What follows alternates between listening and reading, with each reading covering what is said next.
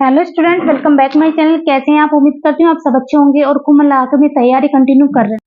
तो आज बात करने वाले हैं सीटेट के लिए स्टेप बाय स्टेप कैसे तैयारी करें ताकि हमारा सीटेट फर्स्ट अटेम्प्ट में क्वालिफाई हो। इसमें कम से कम 80% बच्चे फेल हो जाते हैं, जबकि ये एक पात्रता परीक्षा है, यानी कि सीटेट के बाद आपकी डायरेक्ट जॉब नहीं लगती। ये सिर्फ एलिजिबिलिटी टेस्ट है, ठीक है। इसके बाद ये होता है कि जैसे ही वैकेंसी आती है आप इन्हें वैकेंसी में अप्लाई करने के लिए, ठीक है।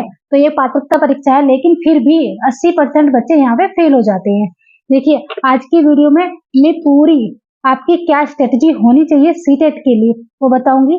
और यदि आप इस चैनल पर पहली बार आए तो चैनल को जरूर सब्सक्राइब करें और वीडियो को ज्यादा से ज्यादा शेयर करें। देखिए, आप सभी जानते हैं मैंने भी सीटेट को 4 बार पास किया है, तो मुझे पता है कि मुझे क्या क्या प्रॉब्लम आई थी सीटेट की तैयारी करने में और आपको क्या क्या पढ़ना है सीटेट के लिए, वो पूरी चीजें मैं आपको बताऊंगी। तो सबसे पहले अगर मैं बात करूं, जब मेरा सीटेट का पेपर था तो मैं उस टाइम पे बीएड नहीं थी, ठीक है, क्योंकि मेरा बीएड में एडमिशन भी नहीं हुआ था। सिर्फ ये था कि मुझे अगले साल बीएड में एडमिशन लेना है, तो उससे पहले ये था कि जब मुझे सीटेट देना है तो मुझे पता होना चाहिए, क्योंकि मैंने कहीं से पता किया कि क्या हम बिना बीएड के भी सीटेट में अप्लाई कर पाएंगे, नंबर जुड़ते हैं क्या। कि तो मुझे बताया कि नहीं, वहां पे सिर्फ आप अपेयरिंग करके भी सीटेट का पेपर दे सकते हैं, लेकिन वो आपका वैलिड नहीं होगा।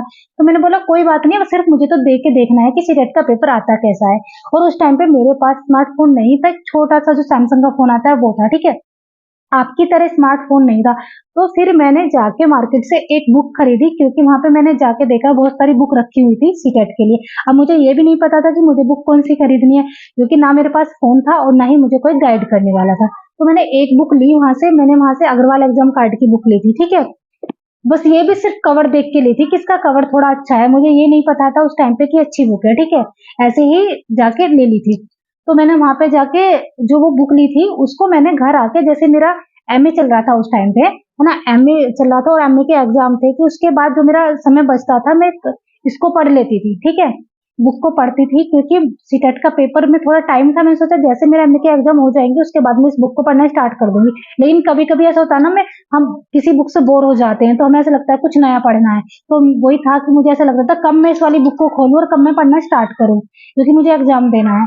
तो फिर मैंने इसी बुक को कई बार पढ़ा जब मेरा एग्जाम हो गया था एमए के, और फिर मेरा सीटेट जो है क्वालिफाई हुआ, ठीक है, बस 92 नंबर से हुआ।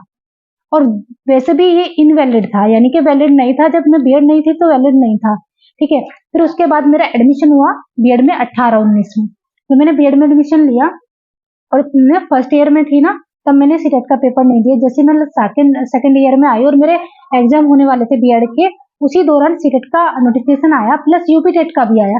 तो मैंने सीटेट प्लस यूपी टेट दोनों को ही फिलअप किया। उस टाइम पे हम बीएड में एलिजिबल थे, अब नहीं है, जैसे कि यूपी में अब प्राइमरी में हम एलिजिबल नहीं है बीएड वाले, तो उस टाइम पे थे। तो ये चारों को मैंने फिल किया। और मेरे पास अगर मैं समय बताऊं तो मुश्किल से 2 महीने बचे थे, यानी कि 1.5 महीने के आसपास मेरे पास था दो, ये चारों पेपर क्वालिफाई करने के लिए, 2 यूपी टेट के, 2 सीटेट के, फर्स्ट पेपर सेकंड पेपर, ठीक है। तो मैंने सबसे ज्यादा जो फोकस किया था वहां पे जो हमारी सीडीपी होती है उस पे किया था, कि उस टाइम तक मेरे पास फोन आ गया था, स्मार्टफोन।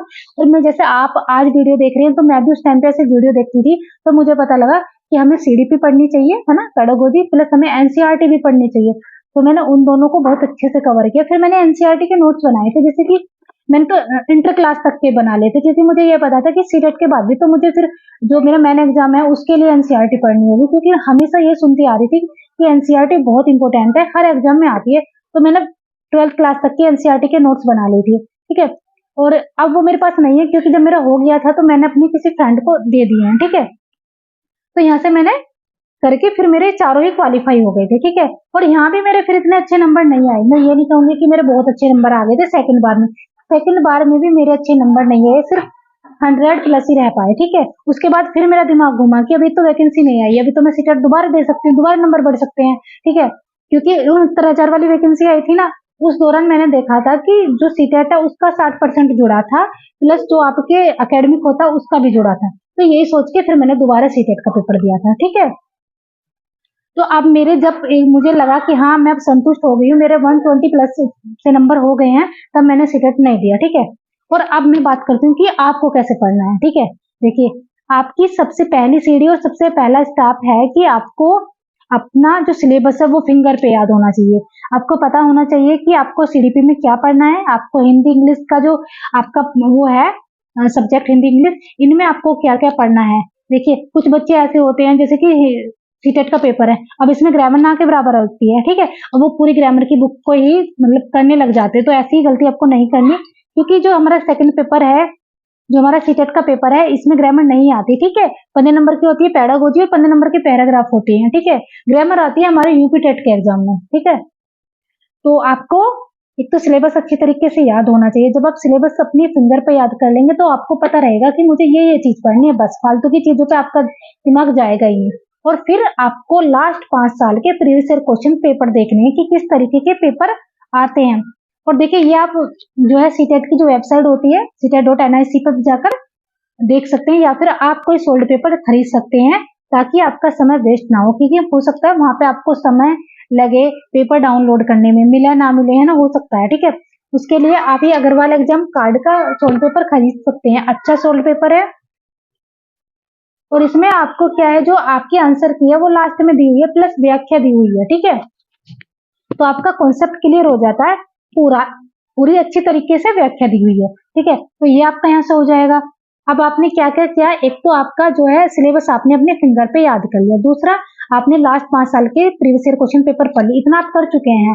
अब बारी आती है कि अब हम पढ़ाई कैसे करें, सेल्फ स्टडी करें या फिर हम ऑनलाइन तैयारी करें। देखिए आपको जो पेड कोर्स होते हैं ना, जरूरी नहीं है कि आप पेड कोर्स खरीदें। अब हर स्टूडेंट की आर्थिक स्थिति सही नहीं होती, हर स्टूडेंट परचेज नहीं कर पाता, तो इसके लिए आपको सेल्फ स्टडी करनी है, ठीक है। प्लस अगर आपको कोई टॉपिक नहीं समझ में आता है सेल्फ स्टडी से, तो आप उसे यूट्यूब पे डाल सकते हैं। उस टॉपिक का नाम आप यूट्यूब पे डाल दीजिए, जैसे जीन पियाजे का सिद्धांत, ठीक है। तो आपको बहुत सारे टीचर मिल जाएंगे जीन पियाजे के सिद्धांत को पढ़ाते हुए, और आप उनमें से 1-2 का चला के देखिए कि आपको किसका समझ में आ रहा है, उसका पढ़ लेंगे ना, तो फिर आपको कंटिन्यू अगर कोई टॉपिक आपको नहीं समझ में आता है तो आप उस सर से पढ़ सकते हैं या मैडम से पढ़ सकते हैं, ठीक है। तो यहाँ से आपका क्लियर हो जाएगा। थ्योरी पढ़ने के बाद, है ना, पहले क्या है, बुक से आपको सेल्फ स्टडी में करनी है, यानी कि आपको थ्योरी पढ़नी है, प्लस आपको उस चैप्टर के previous year question paper, plus आपको उस चैप्टर के MCQ क्वेश्चन करने हैं, ठीक है। जितने ज्यादा आप MCQ क्वेश्चन कर पाएंगे, आपको पता रहेगा कि आपका जो टॉपिक है कितना तैयार हुआ है, ठीक है। MCQ क्वेश्चन करने के बाद आप देखिए जो प्रीवियस ईयर क्वेश्चन है वहां पे उस टॉपिक से कैसे क्वेश्चन पूछे गए हैं, ठीक है।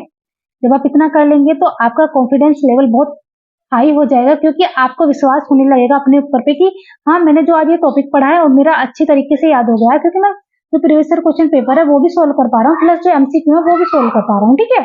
इतना आप कर लेंगे, ठीक है। अब बात आती है कि मैम बुक कौन सी पढ़ें। देखिए बुक आप अग्रवाल एग्जाम कार्ड की ले सकते हैं।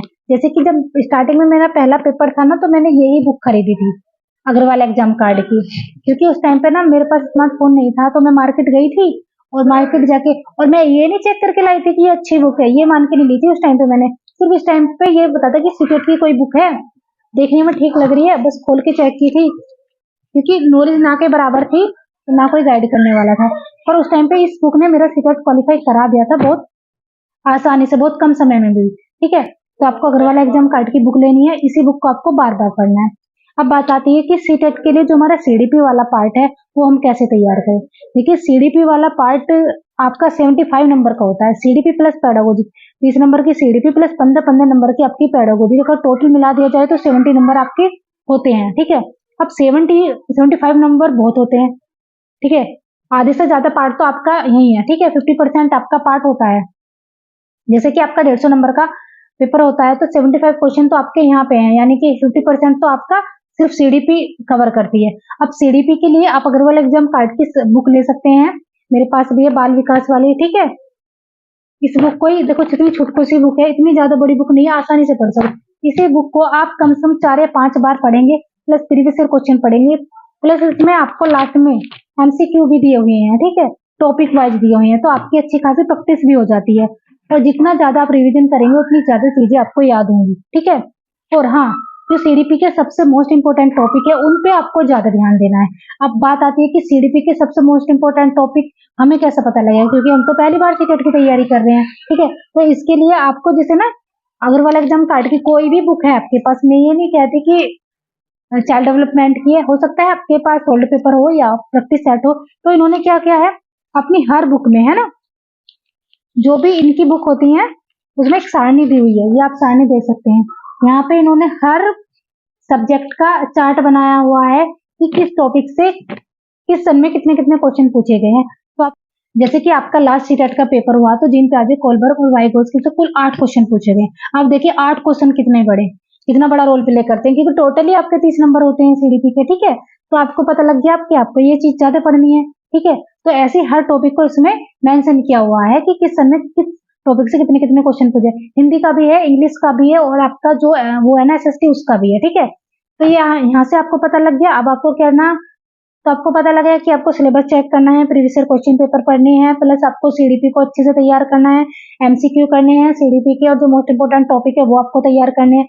और अब बात आती है यहाँ पे हमारी इंग्लिश और हिंदी की। देखिए इंग्लिश और हिंदी के लिए आपको ज्यादा मेहनत करने की आवश्यकता नहीं है। यहाँ पे 15-15 नंबर होते हैं आपके English pedagogy plus Hindi pedagogy, और 15-15 नंबर का आता है आपका पैराग्राफ, ठीक है। वो बहुत आसान होता है, पहला क्वेश्चन पढ़िए, फिर पैराग्राफ को पढ़िए, और वहां से ही उसके क्वेश्चन आपको निकालने होते हैं। वो आप आराम से कर लेंगे। जब आप इतनी पढ़ाई करके यहाँ तक आए हैं तो मेरा मानना है इतना तो आप कर लेंगे, ठीक है।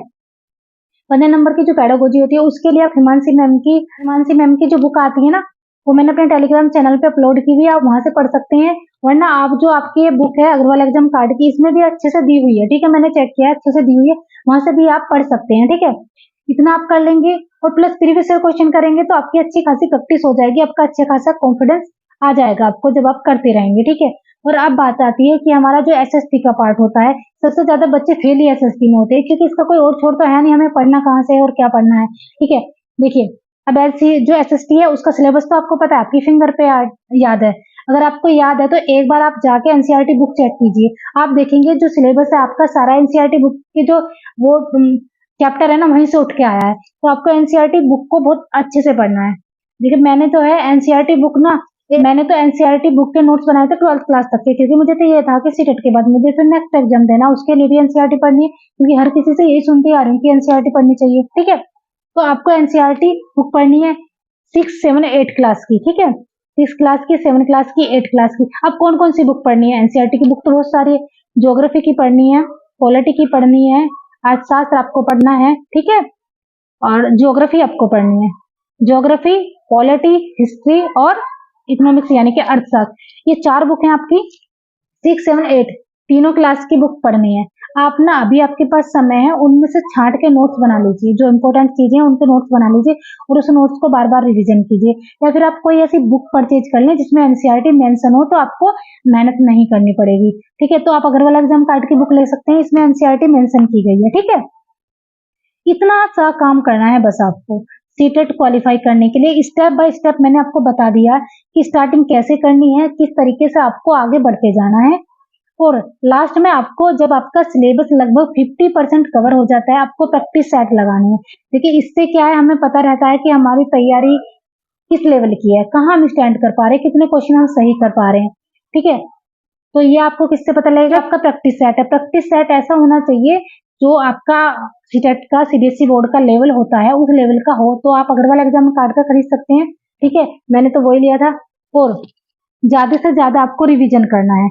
अगर बात करें यहाँ पे मैथ साइंस वालों की, तो क्वेश्चन है आपके डायरेक्ट उठ के आते हैं साइंस में, ठीक है। और जो मैथ है, मैथ की आपको ज्यादा से ज्यादा प्रैक्टिस करनी है, ठीक है। थ्योरिकल वाला मैथ आता है तो आप कर सकते हैं, ज्यादा से ज्यादा एनसीईआरटी बुक की प्रैक्टिस कीजिए, प्लस आपको प्रीवियस जो क्वेश्चन है उन पे प्रैक्टिस करके देखिए, मैथ और है ना मैथ की। और साइंस के लिए आप एनसीईआरटी पढ़ेंगे तो आपका सीटेट आसानी से क्वालिफाई होगा, कोई नहीं रोक पाएगा आपका सीटेट क्वालिफाई करने से। क्योंकि जितना मैंने आपको बताया, यदि इतना कर लेते हैं तो ये मेरी गारंटी है आप 100+ नंबर आसानी से ले आएंगे। सिर्फ 3 से 4 महीने आपको पढ़ना है, 3 से 4 महीने बचे हैं आपके, इन्हीं में ही आपको अपनी अच्छी से अच्छी तैयारी करनी है जितना आप कर सकते हैं। क्योंकि अगर 8 घंटे यदि आप डेली पढ़ पाते हैं तो भी हो जाएगा, 3 से 4 घंटे बहुत होते हैं, ठीक है।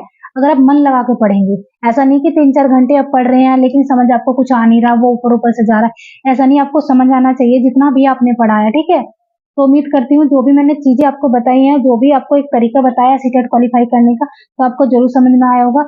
वीडियो पसंद आए चैनल को जरूर सब्सक्राइब करें और वीडियो को ज्यादा से ज्यादा शेयर कीजिए। थैंक यू, मिलती हूँ नेक्स्ट वीडियो में। हाँ, ये बात आपकी रह जाती है तो मुझसे कमेंट करके पूछ सकते हैं। थैंक यू, मिलती हूँ नेक्स्ट वीडियो में।